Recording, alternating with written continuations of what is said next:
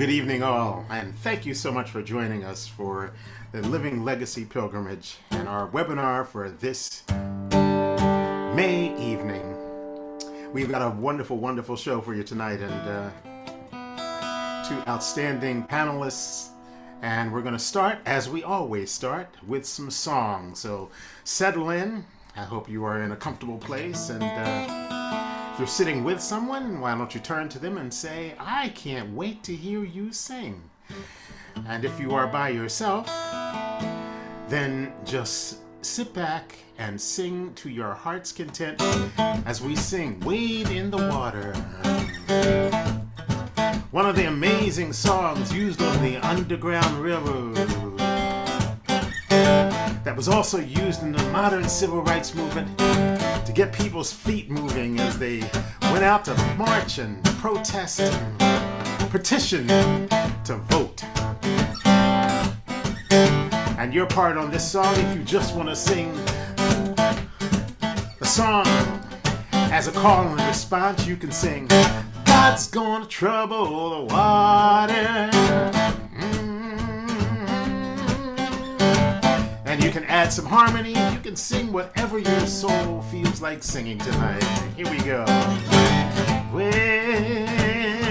you better wade in the water. Wade in the water, children. Wade in the water. God's gonna trouble the water. Say, wade in the water.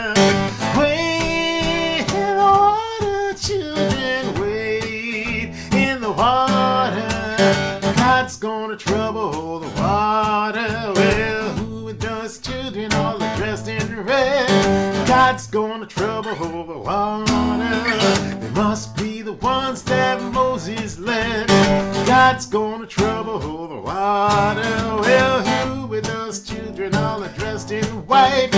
God's gonna trouble the water. They must be the ones getting ready to fly.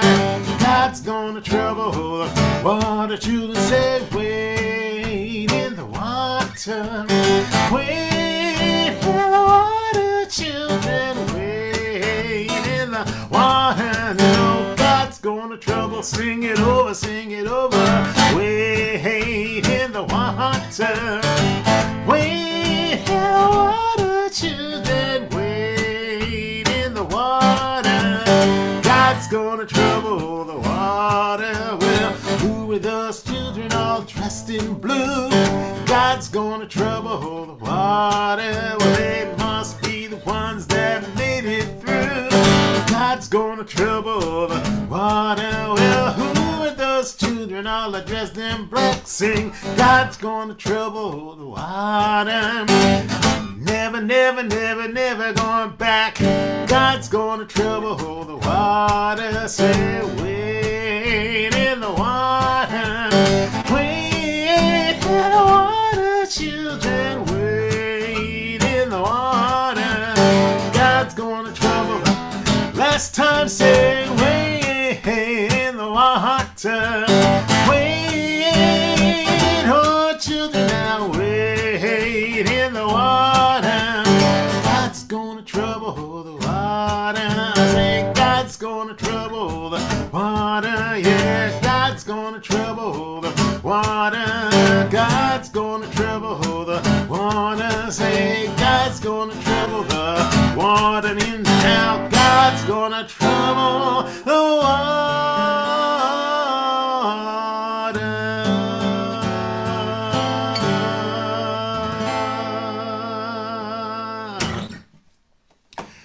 Well, I hope that singing made you feel energized.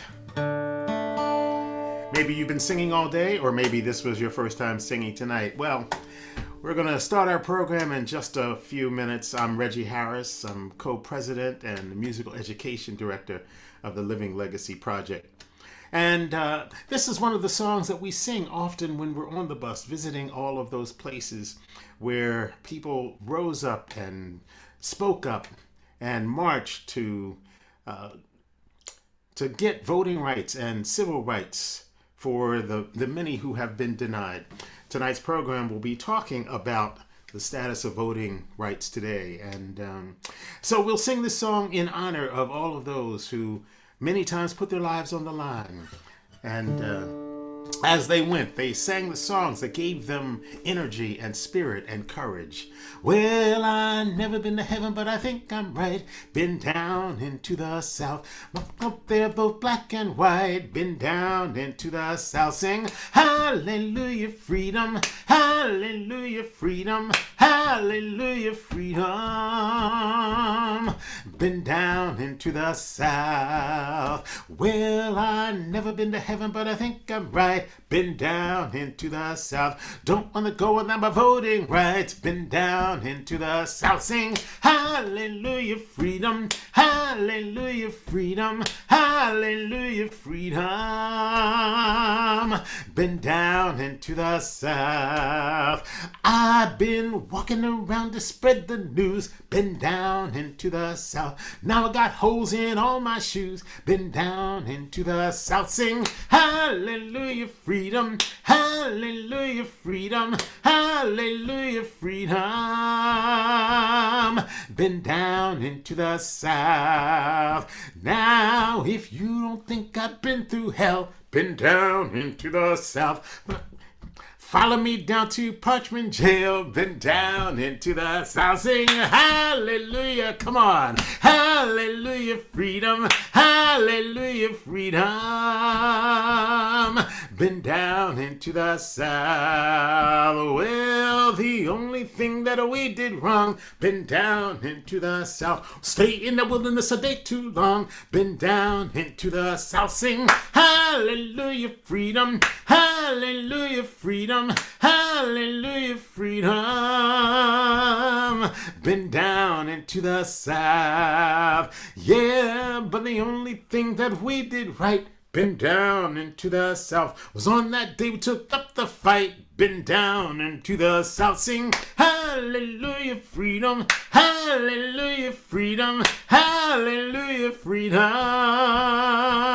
We've been down into the South. Well, I never been to heaven, but I think I'm right. Been down into the South. Don't want to go without my voting rights. Been down into the South. Sing hallelujah, freedom. Hallelujah, freedom. Hallelujah, freedom.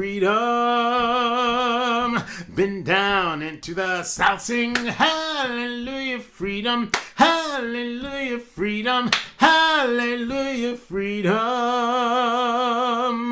Been down into the South.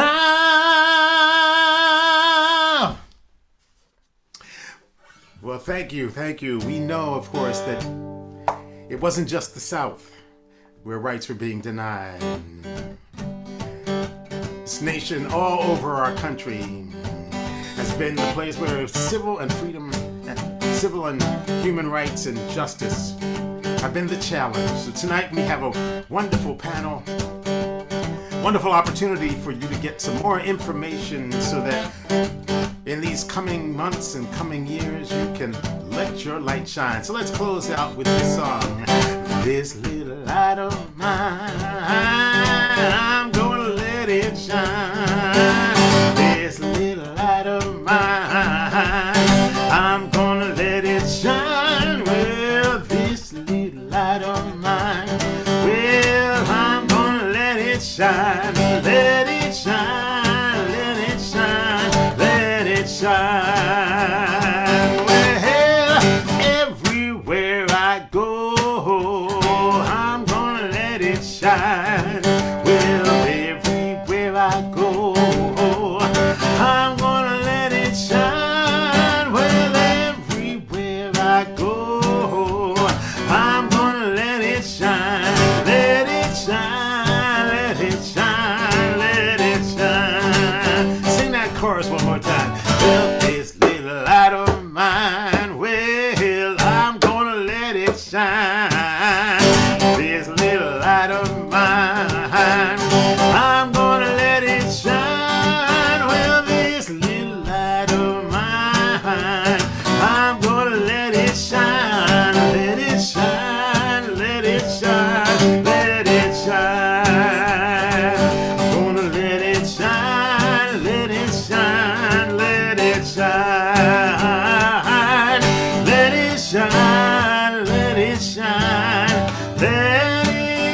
shine.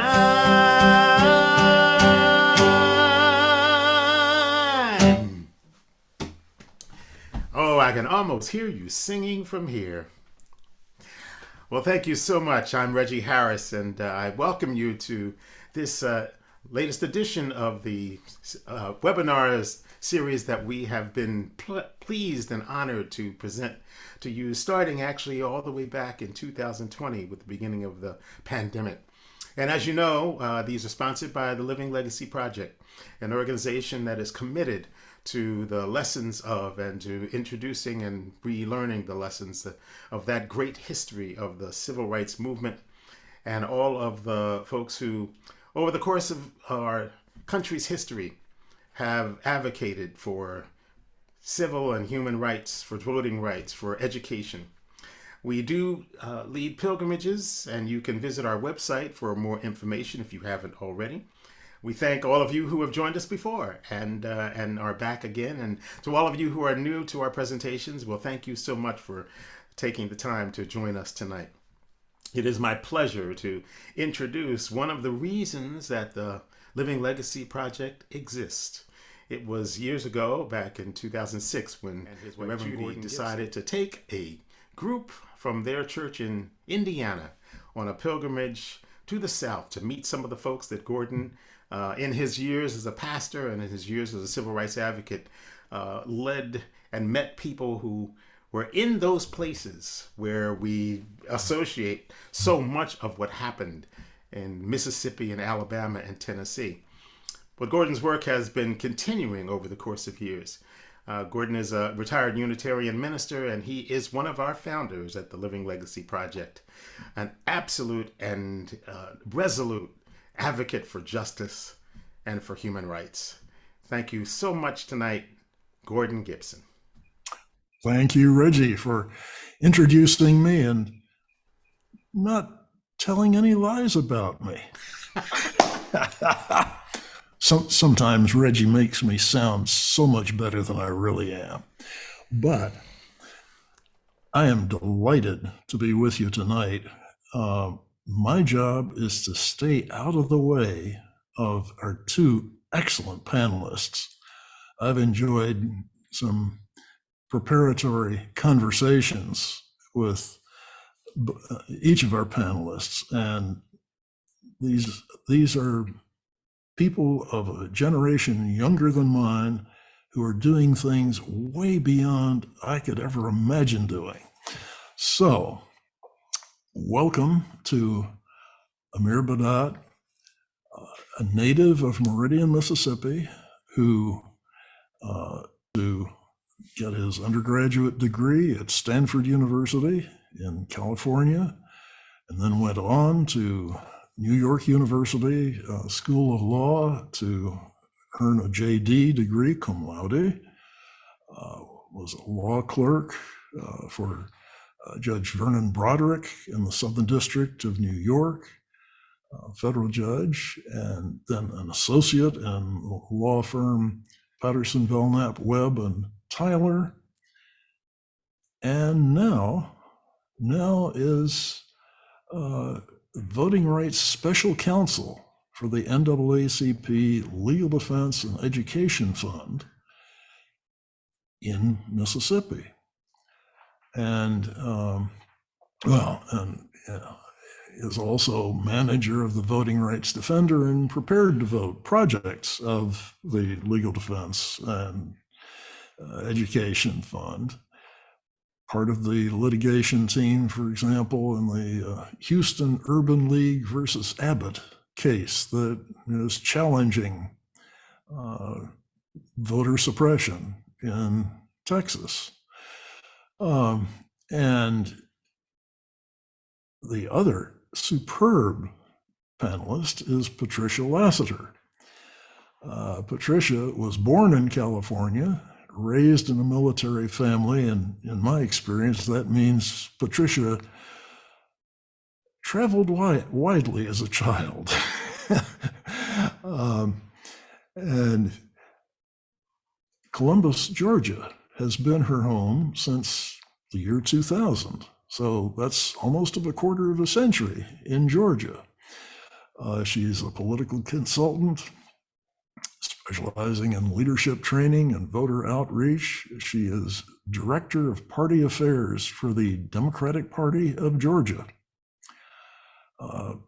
Basically, what I've heard of Patricia, if it's something political, she's probably done it, led it, planned it, or advised on it.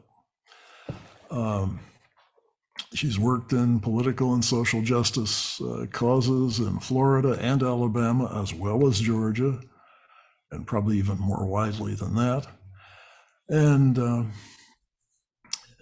is vice chair of the Georgia Democratic Party LGBTQ caucus.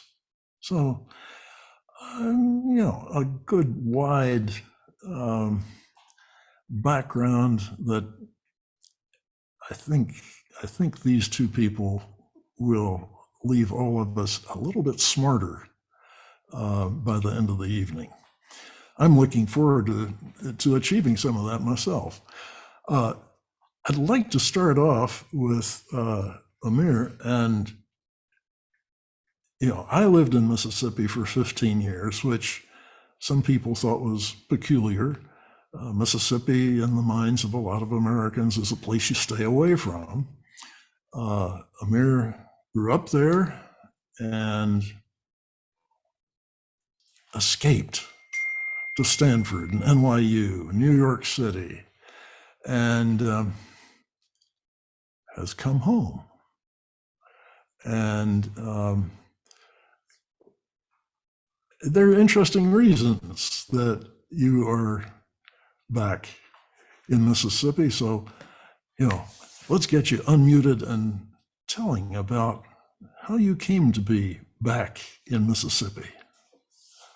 Yeah, sure. Well, let me start off just by saying thank you to Gordon and all of the organizers and the Living Legacy Project. It's really an honor to be a part of this panel with Patricia and with Gordon, and to be talking about this topic at a very, very timely time. And one thing that I wanted to mention at the outset is just the work of the Living Legacy Project is so incredibly important right now at a time when there's so many efforts trying to erase the history of this country and prevent people from learning about that history. And so I just wanted to say a big thank you to the Living Legacy Project for all of the amazing work that you all are doing, including hosting this panel to talk about this topic. So with that out of the way, I'll answer your question, Gordon, and it's actually related to history. The civil rights history in Mississippi is something that I grew up learning about. We learned about Medgar Evers, we learned about Fannie Lou Hamer, we learned about all of the heroes of the civil rights movement, many of whom are not national heroes, but are well known to folks here in Mississippi. And, being born and raised in Meridian, the home of James Chaney, that was kind of just part of the environment for me. And being around people who had actually been part of the civil rights struggle was a real privilege, I think, for me, and really inspired me. And so from the very beginning of, when I thought about what do I want to do for a career, I always knew that I wanted to do civil rights work in Mississippi and in the South. And so I had, the incredible opportunity to go to California to study and to New York to study. But I think always in the back of my mind was that, I'm doing this so that I can go back home and be able to do this work at home in the community and for the community that I grew up in and that raised me. And so I finally had the opportunity to do that after law school, after I, did a little bit of work in private practice, paid off a few loans. I was finally able to, go into the world of civil rights with the NAACP Legal Defense Fund, an organization with, again, such a rich history of working for civil rights in the South and across the country. And so, again, just it's been a huge privilege for me to be able to do this in Mississippi, in where I grew up, and in the community that I grew up in. So that's how I ended up back here. And Patricia, you as I said, I assume kind of lived all over in a military family. Uh, so living in Georgia was a choice. It wasn't foreordained. And I welcome hearing, okay, you chose Georgia as a place to be and work. And tell us a little bit about that choice. Well, I chose to come back to Georgia. My parents are from Georgia. They live, Okay. but in 1956 or whatever, before I was born, when my parents got married, decided to have children. They're like, we're not doing it in Georgia. My dad joined the Air Force. Off he went. That's why I was born in California. And we moved all over the place. And a lot of civil rights things had happened by the time we got back. We got back in the 70s. There was still a lot going on, and then I made the choice. It's like, do I want to stay here? It's a little alien to me. So I came back because parents get sick. So I've been back here for, but I've been all over, but I'm just the nosiest person in the world. So I've always wanted to know, what made us click, what made my parents click and all that. And so growing up, civil and human rights were just my thing. And I took it from a religious standpoint. My dad was in the military. My mother was a Jehovah's Witness. What a weird marriage that was. But in the spirit of that, I wanted to know how people thrive together, how people live together, and how, I worried about war all the time. I worried about our environment as a child. And so the best way that I figured out how to do it was to learn and to tell people. And so once again, I'm nosy. So that's why really I'm into politics, so that I can talk to people, find out what they need to know, what I need to know from them, and then just share. I'm like the biggest chatterbox ever. And that's what I do in Georgia to everyone who will listen to me. And even those who won't. Yeah. Do you remember stories of heroes and sheroes that have moved you? Absolutely. Any of them? I mean, growing up, as you know, I'm also do a lot in LGBTQ politics. And when I was growing up in Georgia, there was this woman in Florida named Anita Bryant. I was probably 10 or 12 years old, and I wrote a little essay in class about how she was so wrong to deny people. And I got the attention of one of my, of one of my teachers, and things went from there. And I've been very, very political. I boycotted orange juice from the time I think I was 11 until I was 13 years old, because I knew that was the thing to do. I think that every single movement that we have is part of another movement. And so even though I had not come out yet, I was a kid, I knew that I needed to be on the side of the people who were being oppressed. And so I do that with everyone. And then if there is a movement happening, if there is something going on, I want to learn about it. I want to share about it, because I know that we are so much closer to each other in what we believe than what is out there. Oh, and I also wanted to thank Mr. Harris, Mr. Reggie Harris. Thank you so much for singing for us this today. One of the things I did when I lived in Florida, Gainesville, Florida, was we would sit on the side of the road and sing what we called freedom songs that were in the 60s. And growing up as Jehovah's Witness, we didn't do a lot of politics. So I missed out on some of, I think, my rich civil rights history. So we sat on the side of the road and gathered people around and sang the songs that were part of my my background that I just didn't know about. And so this just felt so good today, and I want to thank you so much for starting us off. Reggie does that, and does it so well. Yeah. Well, during the pandemic, being a political person, I assume that you, like so many others, had to reinvent how you do what you do. So tell us a little bit about how the pandemic affected voter registration, get out the vote. What new things did you learn that you didn't think you wanted to learn? Well, and we went home from the Democratic Party of Georgia on March the 12th. 2020, and pretty much we came back this year. But before that, we had this woman that you might know named Stacey Abrams, and she had the Abrams playbook, and it was, knocking doors and all that. And we were very good at it. And Stacey didn't invent that in 2018. She's been doing it 12 years before that, and we've been doing it for, like, it's our civil rights legacy. So we could not do that. I spent probably 12 hours, 13, 14 hours a day on Zoom talking to all of our activists on how to get in touch with people. And the first thing we didn't ask anymore, well, it was not who are you going to vote for, it's how are you doing. We had the people on the level where they were, because people were full of fear, and not just the people we were talking to. A lot of the people, the activists a lot of the organizers, because I was the organizing director for the Legislative Victory Fund for the state, and a lot of them were first-time job people, so they were losing their siblings, their family, and all that, and some of them were just afraid. So I spent so much time on Zoom with just absorbing where people were at that time, and those were the people that were working with us. And then we had to go out and meet the people where they were. And so the first thing that we did was we stopped asking for votes. We started asking how people were, and because it's never the first, second, or third time that you ask for anything. It's people want to know that you're coming back, and people want to know that you care about them, and we're keeping that up. We're doing after now that we can canvass out in the world again, we do thank you canvassing, we visit people, and we still check in with them, which we should have been doing in the first place anyway.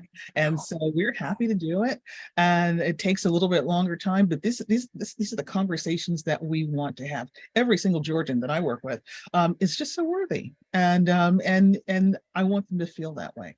So that's changed a little bit. Yeah. Amir, let me come back to you, and your prime thing is litigation.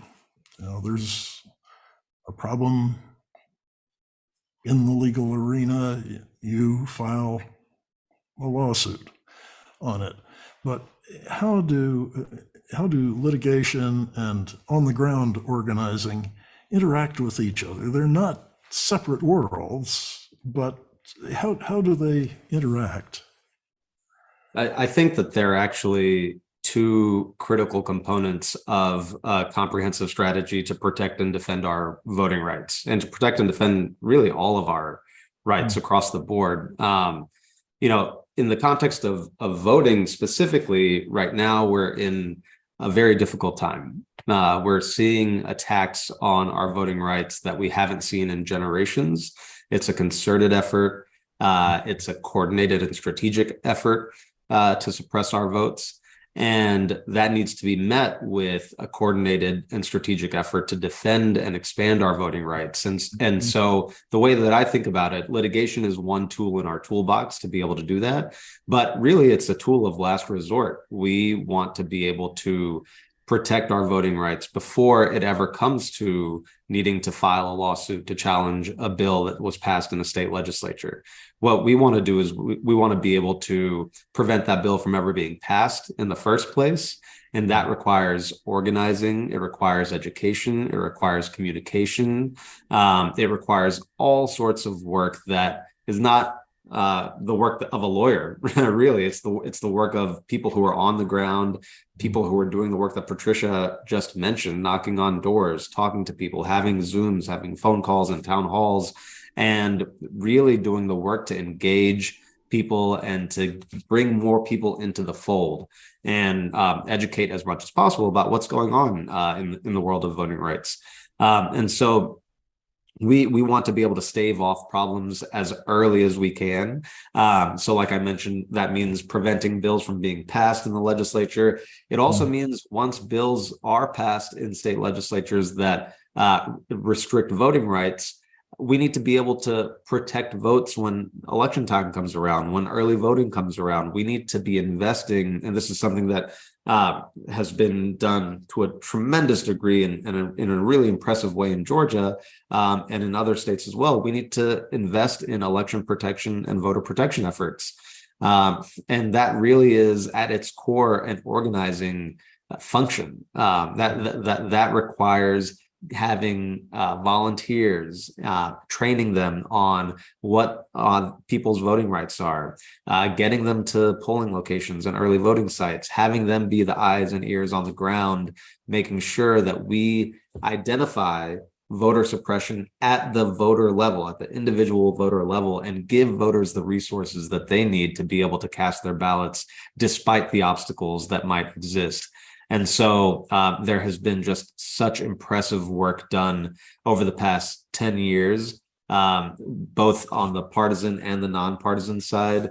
LDF, the Voting Rights Defender and Prepared to Vote projects that I manage are election protection projects. And what we try to do is have a year-round program where voters have resources. They know exactly what they need to take to the polls to be able to vote. They know exactly what their rights are when they get to the polls. They know exactly who to call if they if they have a question or if they feel like their vote is being suppressed. And they know exactly what they need to do to have their vote counted once it's actually cast, because what we're seeing more and more is that there are efforts to prevent legal votes from actually being counted. And so all of it is part of a comprehensive effort that we need to be taking part in to protect as many votes as possible and to advance voting rights as much as we can across the country. Mm-hmm. Yeah, so I think what I'm hearing from both of you is that those in our audience need to be thinking about the protection of voting rights, not as something to, oh, it's October. Yeah, an election's coming up. You think about it in December, in January, in February, in March. It's really a year-round thing. Can I jump in just for a second? Sure. Yes. The Democratic Party of Georgia was the first Democratic Party of all the 50 states that had a full-time voter protection department, and that was because we needed it. We're the queens of voter suppression down here. We really needed it. The person who did it worked at the Carter Center and did voter protection all over the world. And she's from Atlanta. She's like, I have to come home. This is where we are. And so doing that, we had to make sure that we protect the vote all the time. As you said, it's year round, but it's also a big old lesson in civics. I'm going back to whatever his name was, Ronald Reagan. He made sure that he wanted to get rid of the Department of Education, but he also, they influenced people to get rid of civics in school. I still remember, Schoolhouse Rock, and I know how to make a bill.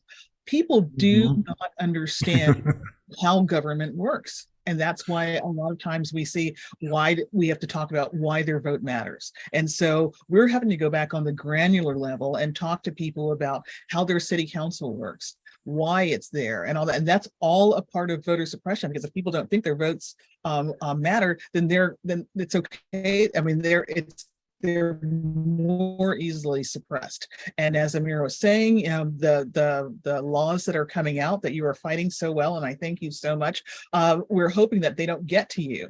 But when they get to you, you have to say them. We, in 2018 and 2020, we sort of understood how to get people voting in Florida.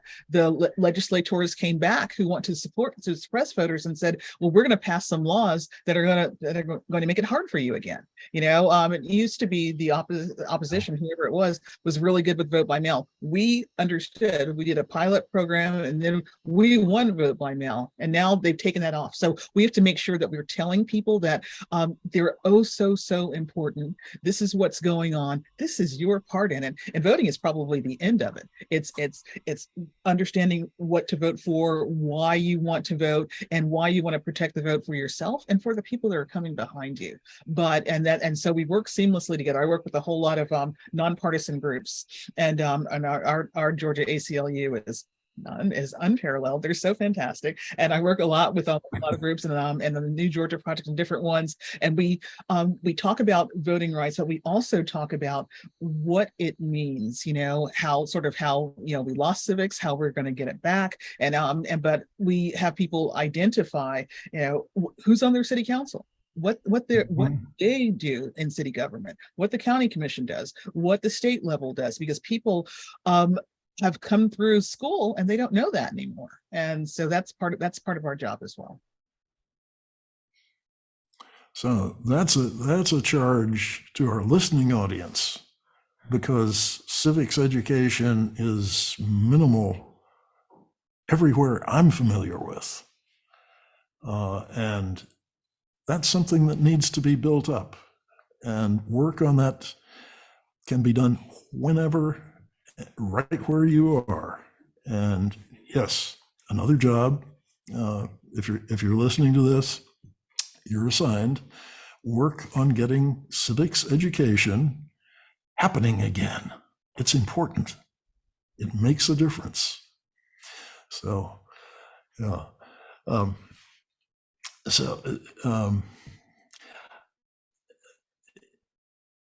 Yeah, let me, well, I had some questions dreamed up that you've already sort of covered, tools other than litigation. Yes, there are, I'm sure, lots of tools other than litigation. Actually, there is the capacity to shape legislation as it's being considered, that can be an important function of legal advisors. Let's see. Yeah, and I can jump in and talk a little bit about that kind of piece of the puzzle. One really important part of our election protection work is, like I said, we have volunteers go to polling locations and record the things that they're seeing. They record the problems that voters are experiencing. They record what issues exist with the polling location. Maybe it's not accessible for people with disabilities. Maybe there is not enough signage to actually identify that it's a polling location. Really recording things down to a granular level. And what we end up with after the voting period ends is a ton of data. We have a lot of data and information about what problems people faced when they were trying to vote during the election. And so that is an incredibly important resource that not only we use, but the Democratic Party I know uses it, and other nonpartisan organizations use that type of data to inform the work that we do when it comes around, when the legislative session comes around, because that information can really help us identify, okay, these are the problems that voters are facing in Georgia, in Mississippi. What are the types of policies that we need to be able to prevent those problems from happening? What are the types of policies that we need to really expand access to voting so that we don't see those problems at all for the next election? And so that, I think that's, so when I talk about the different tools in the toolbox that we have, they all feed into each other, and they all are part of kind of the same feedback loop that we have every election cycle. And so I think, that really, I think, highlights the importance of the organizing, the messaging, because without all of that stuff, we don't have the information from election day to be able to shape policies when that time comes around. Mm-hmm. Yeah. I think I'm glancing at some of the chat comments, and a viewer just mentioned ALEC, which is a source of, okay, here's how you do this to, in some cases, suppress votes. Do we have think tanks that are comparable to ALEC, that are strategizing, suggesting to legislators things that should be passed or shouldn't? I'm asking the question. I don't know the answer. I mean, I looked at the ACLU for a lot because you are synthesizing this information. And also in the state of Georgia, we have Fair Fight Action, which was run, and they synthesize a lot of information, and they work with attorneys to make sure that we are crafting litigation and responding to what they're doing. But also that's just part of it. And the other part is of course being on the ground to figure out what people what people know. And as Amir was saying, how you get into the communities and make sure that they're at the precinct level, people are not being denied the right to vote or not being shooed away. It's like it's easier not to vote there because it's right next to a police station and the police station has signs, things like that. We see a lot of that, and we have to get people talking to each other. And a lot of times people have been, one of the things about voter suppression is they're afraid. They're afraid of what's going on. And so, I mean, Georgia has 159 counties. We have 159 different supervisors of election. So we all have to talk to each other and get to know each other and figure out what's going on here and there and everywhere else. And it's a full-time job, but also it helps to be really nosy, just because it's like, I can't lay my head down at night and think that someone out there can't vote.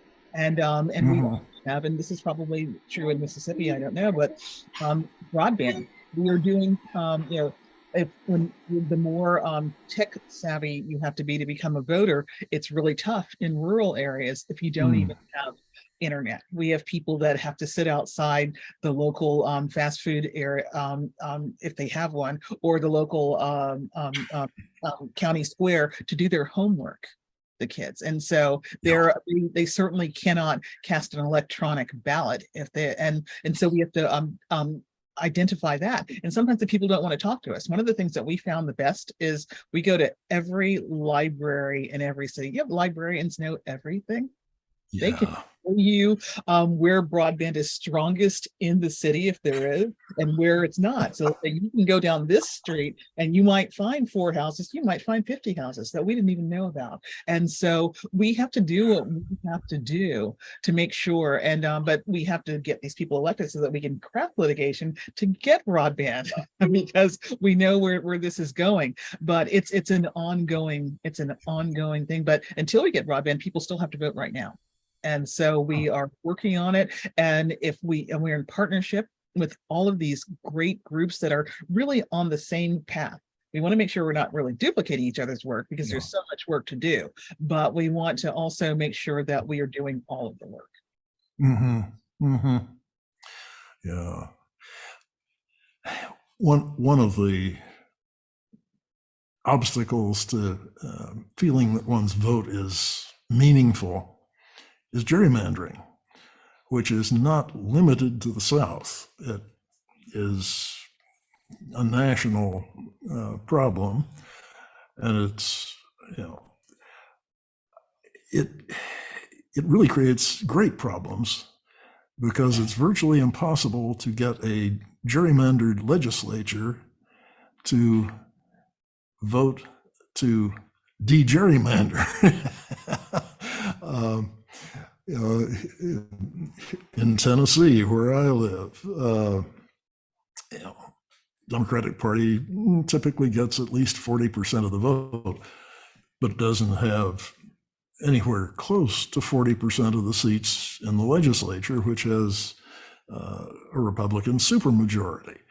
And that legislature is not likely to change that. What tools do each of you see that can help to diminish the incredible problem of gerrymandering, that whichever party is doing it diminishes the worth of the individual vote?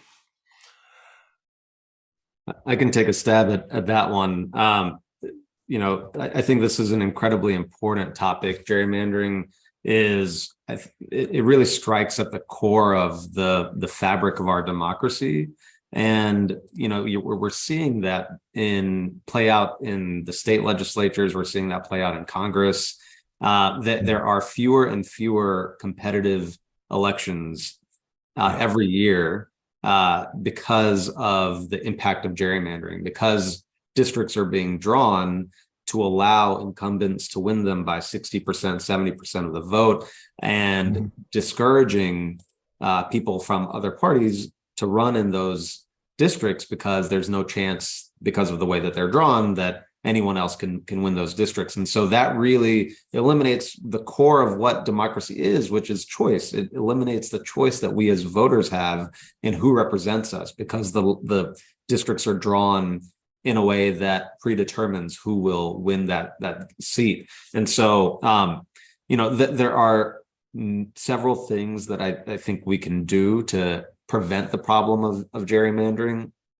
One is, and we've seen this adopted in several states in this past redistricting cycle, there are independent redistricting commissions or bipartisan redistricting commissions, which have, we're still kind of using this last redistricting cycle to gauge the success and kind of the best practices that exist for these types of commissions. But essentially, and maybe I should take a step back and explain kind of how the redistricting process works in most states. In most states, the redistricting process is conducted by the state legislature or a committee within the state legislature. And so you can imagine that people who have a vested interest in getting reelected might draw their districts in a certain way. And so one solution to kind of eliminating that conflict of interest is to have someone else draw the redistricting lines. And we've seen in different places that done in different ways, either by setting up an independent redistricting commission whose members are appointed by some other entity, or setting up a bipartisan redistricting commission that has equal representation between the major parties in a state. And so what that does, it eliminates that conflict of interest that legislators have in how their own lines are supposed to be drawn, their own districts are supposed to be drawn. We've seen varying levels of success with those types of commissions in certain states. In New York, that there was kind of a notorious example of that not really working, but there have been examples of really great successes as well in other parts of the country, and we're still kind of learning what our lessons are from this past cycle that we can hopefully advocate for in the next in the 2030 cycle. There's also, I think, a really, really important function for members of the public to play in the redistricting process. And again, this varies by state, the exact process varies by state, but there are opportunities almost across the board in every state in the country for individual members of the public to be involved in how lines should be drawn. You can provide public comment at a redistricting hearing. You can introduce your own redistricting maps. You can draw a map and introduce that map to the legislature and make that map part of the legislative record, so that legislators have to consider your own interests and your community's interests in how lines should be drawn. And so there are many, many opportunities like that, and not only at the congressional level or the state level, but also at the local and county level. Folks, I think a lot of times overlook the fact that every single governmental entity that exists in this country is subject to redistricting. That means your city council, your county board of aldermen, your school board. And we've seen the importance of that in the past few years with the CRT, anti-CRT movement that's been happening. But each of these entities is subject to redistricting and has to undergo that process. And members of your community, you have an opportunity to be involved in that process. And so, organizations like LDF and the ACLU and several advocacy organizations participate in varying levels in different places in the country to help give the members of the public the tools to be able to participate effectively. We're still doing that, even though redistricting is not over. We're still doing that type of work, and we're going to continue to do that work through the rest of this decade and through the next redistricting cycle. Yeah. Yes, very important. Patricia, do you want to? Yeah, we have the chime in? yeah, we had the 2020 census during the pandemic. So that was really tough because we were just so counting on getting a really good count so that we could understand where the people are and who needs to be served. And so who knows, and then we had a person in the White House that he really was anti-census, didn't want all that. So that was all going on. And so this map making is such a powerful tool that talking about. And so we also went to in our nonpartisan groups to different parts of the community and had them draw their own maps. And that's another civics lesson. It's a civics tool. But the thing with gerrymandering is, and it's also on the human level, because when Georgia went red a bunch of years ago, it wasn't so much that voters started voting for the other party. It was the legislators changed parties. And so, but these are the same legislators that live in, they still live where they live. And so they may have been the people that were the principals in the high school, that were the music teachers or whatever. And so people didn't vote them out. And so we have to understand once again, it's not just coming in and saying, we're going to take control of this. This is how we got here. And talking about this person, there is a notorious person down where I live. He was a Democrat for 27 years. Then he changed over, and he lives in a majority minority group, and he should not be there anymore. They cannot vote him out. And when they found a person that actually fits the profile and was ready to go, and we were running, and he was going to win, they redrew the district and drew this person's street out of the district, and he'd been voting there for 30 years. He was retired military, and now he lives in another district, threw him off the ballot. We have to tell these stories. We have to talk about what this means to our people, and why they do that, because it's the semblance of power, but and it's taking it out of the hands of the voters. And so voters need to be empowered and understand that if we do what we say that we can do, we can recapture and put the power where it needs to be. We're creating leadership. We're not going down there and leading or going into rural areas and leading. We're finding the leadership there and elevating them to where they always should have been. Yes, that is a great lesson from the movement years, that to build from the bottom, get the people energized, educated, equipped to take charge of their lives and their communities. I remember an election in Mississippi where that happened, and it shocked a lot of people. Some former SNCC workers went to work for a campaign that was not given much of a chance. Oh, it worked. It didn't take hundreds of thousands of dollars. It took work. So speaking of hundreds of thousands of dollars, campaign financing is another part of the political picture.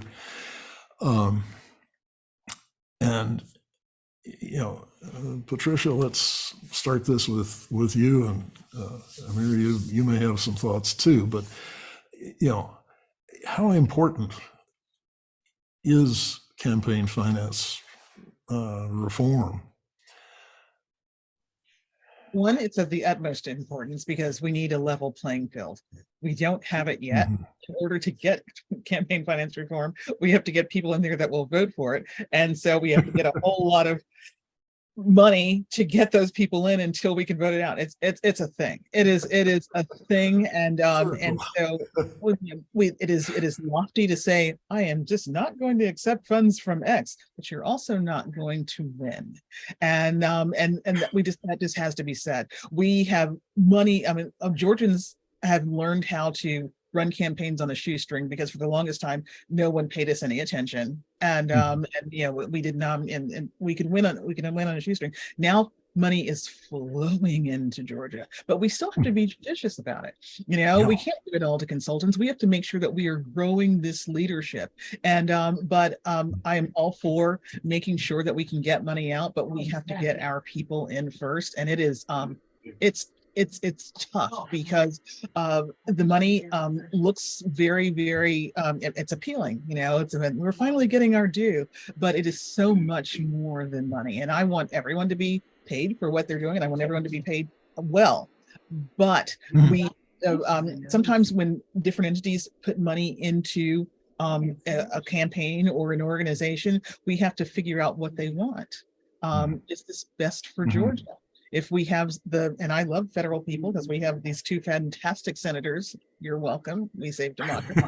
These two fantastic senators. But if if what DC money comes in and to support them, we can accept it as long as they don't come to Georgia and say, well, this is how you're going to do it. Because one, we didn't win with that DC money. We won by being, you know, the scrappy Georgians that we are. So we need to make sure that we are accepting the finances that are coming in the name of furthering the leadership that's already here. And it's tough because it is just so because we're happy to get the money.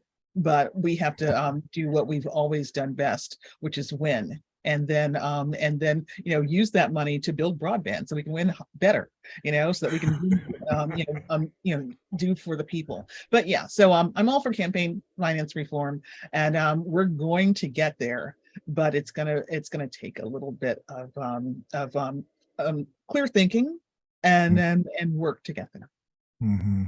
Yeah. Amir, do you have any observations about campaign finance reform?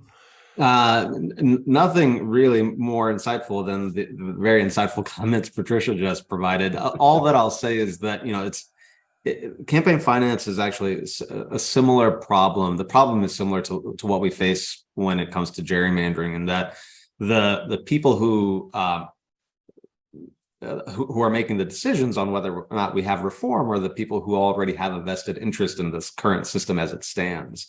And so that's why it's such a difficult problem for us to overcome. But I think Patricia is exactly right, that it really comes down to, you know, getting the folks into office who are for democracy, who are for making sure that people in our country have a right to elect the representatives of their choice. And we've seen success in places like New York with public funding of campaigns. I think that's a really great model for us to look at and for us to see if it can work elsewhere. But I agree that what we have to do is we have to have the right people in office that are in favor of making changes to the system as it stands. Yeah. Well, speaking of long processes, it occurred to me that a lot of the legal shifts in the country have really involved playing the long game. A positive example would be what NAACP and NAACP Legal Defense Fund did on school segregation. Pick selected cases to incrementally change precedents, and finally, in 1954, Brown versus Board of Education of Topeka, Kansas. Some less happy ones would involve the incremental chipping away of voting rights, which led to the Shelby versus Holder decision, or on abortion rights, the Dobbs decision. So what can we imagine as the long game for legally regaining significant support for voting rights?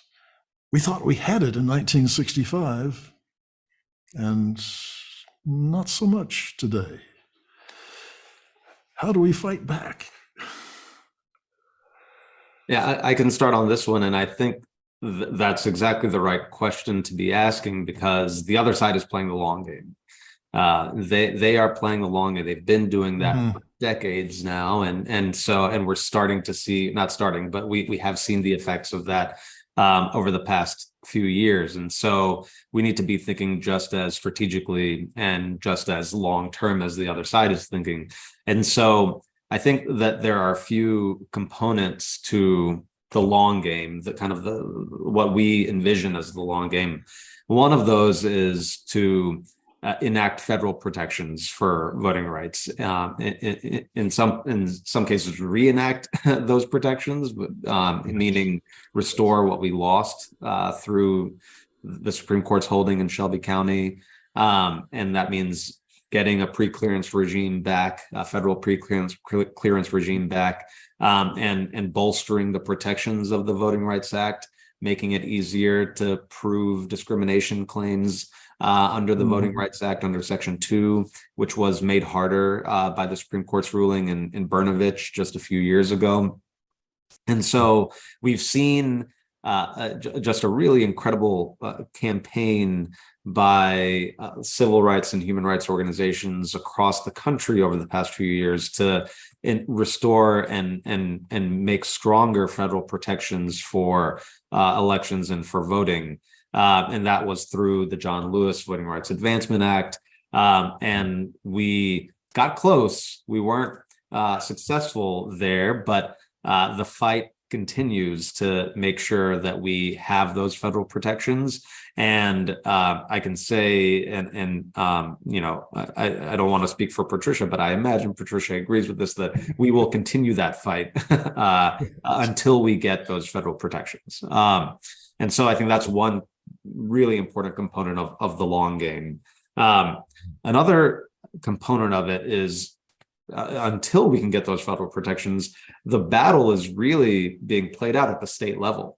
And that is within state legislatures, it's within state courts. And so we need to be, and this is a 50-state strategy, we need to be vigilant when it comes to monitoring the types of bills that are introduced at the state level, fighting against bad bills that are introduced at the state level, and there have been a lot of them over the past several years, and they take a lot of resources to fight, but we need to be fighting against them, and introducing and going on the offensive to expand voting rights, introducing bills that expand voting rights at the state level, and one kind of piece of that strategy that LDF has really been focused on for the past several years is introducing and trying to get enacted state voting rights acts, which we saw New York passed the State Voting Rights Act last year. There are state voting rights acts that are being considered in New Jersey and Connecticut this legislative session.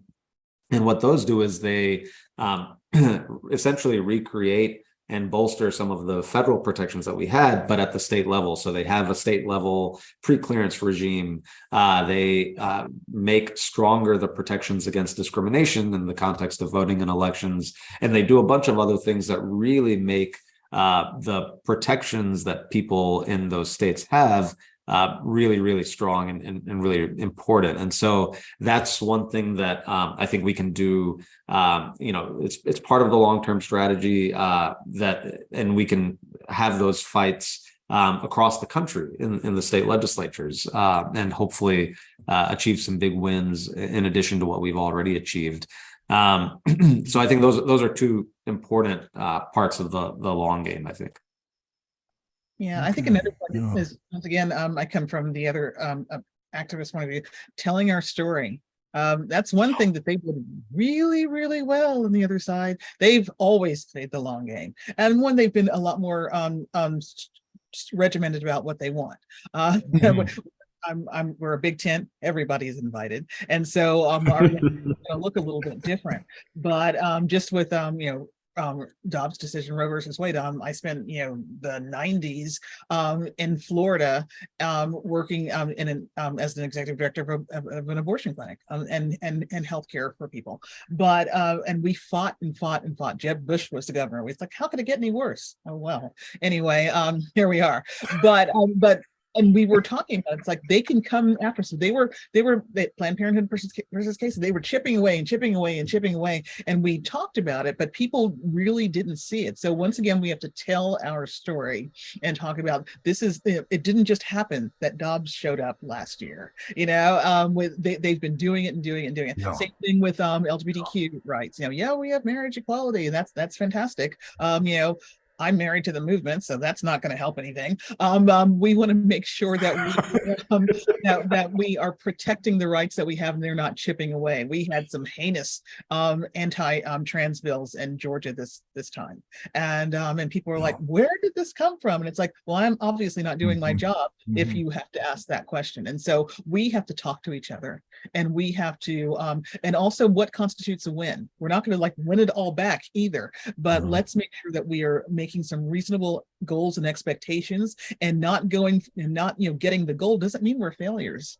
We have to make sure that we are moving in the correct direction, and some of us may not be there when we get there, but we're going to make sure that we leave we always have a good foundation so that people can move on ahead of us if we have to go. If I could just add one thing to that, and I think it's really that kind of Patricia's last comment that really resonated with me in terms of kind of defining what our wins are and telling the story about our wins, because we saw since the 2020 election, we saw the chaos in the post-election period. We saw January 6th, what happened there. We've seen all of these bills introduced in state legislatures, and it seems like the house is burning down, and we don't know how we got here. But we do know how we got here, and one part of it is that in 2020 there was historic turnout on the part of Black voters and other voters of color. It really in the face of a pandemic, in the face of all of these incredible challenges to voting, there was turnout like we've never seen before on the part of minority voters in this country. And I think that's a huge win that we have to talk about, and we have to contextualize what we're seeing happen after that with that in mind, because what we saw on January 6th, what we saw in the state legislatures is a direct response to that turnout. It's a direct response to the power that people showed that they have. And so we have, the pendulum swings back and forth, and our goal is to make sure that the overall arc of history is going up and expanding voting rights. And so, we right now are in a tough period, but that we are continuously making wins, and we're going to keep trying to make sure that happens moving forward. Right. Well, I think our audience has been charged to do some work. I feel charged to do some work, and I really appreciate having had this time with the two of you who are out there strategizing and working and seeing to it that there is movement. We keep pushing, we keep moving. In some ways, Georgia, Mississippi, Alabama are key places to have dramatic wins, but every place is a place to do the work. It counts everywhere. It counts when the party you favor is in the majority. Okay, how do we make this fair? How do we create community? And I'm looking forward to the half hour or so after this program, when we'll get some voices from the viewing audience and continue the conversation. But thank you so much, Patricia and Amir, for giving the time and for the energy you give day in and day out to lay the foundations for a much better America than we have today.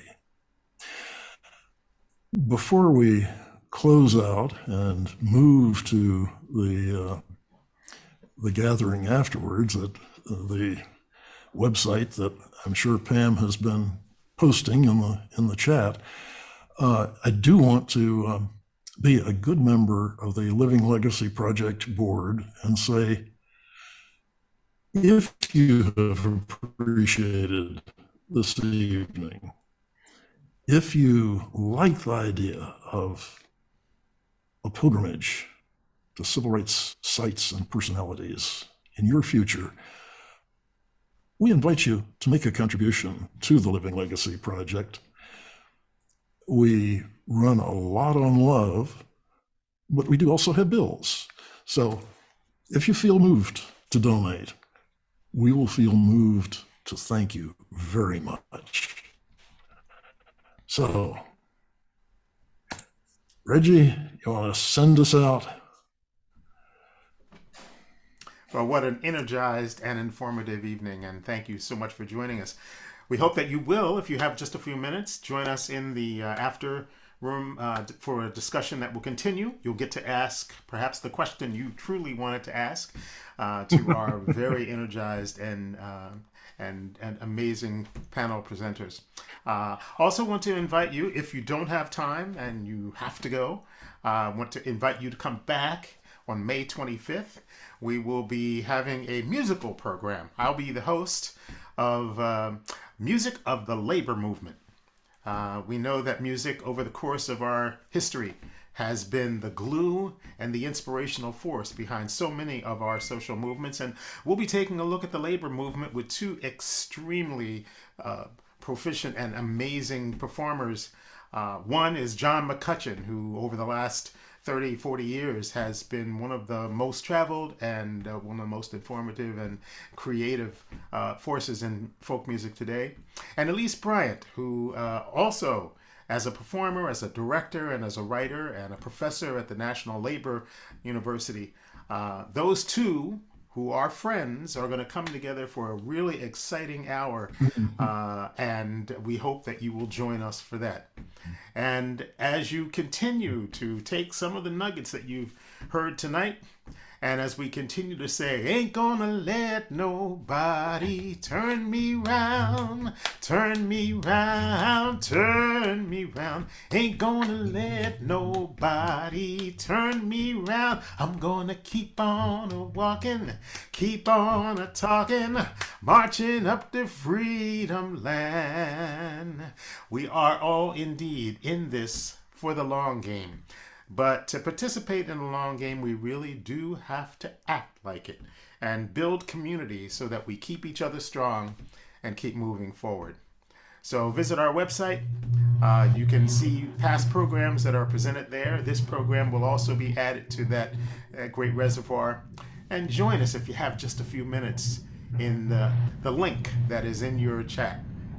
We hope to see you there, or we hope to see you next month. Take good care and be well. Okay.